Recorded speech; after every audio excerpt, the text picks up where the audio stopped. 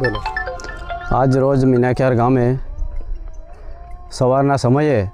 એક કાકી જે મંડોળની હતી એમની છોકરીને ત્યાં લગ્નમાં આવેલી મીનાખ્યાર ગામે, ત્યાંથી સવારમાં 6 વાગ્યાના અરસામાં પોતાને ઘેર જતી હતી। એવા સમયે મીનાખ્યાર તળાવની પાળ ચડતા રોડ ઉપર જ એક દીપડાએ હુમલા કરેલ હતો, જેમાં એ કાકીને ગળાને ભાગે, માથાને ભાગે,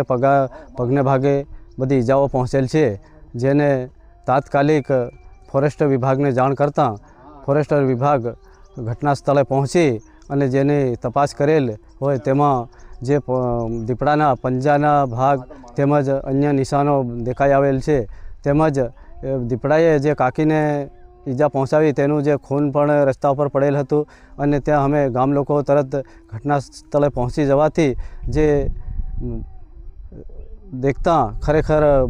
દીપડાએ જ હુમલો કર્યો હોય એવું બધું જાણી આવવા મળેલ છે।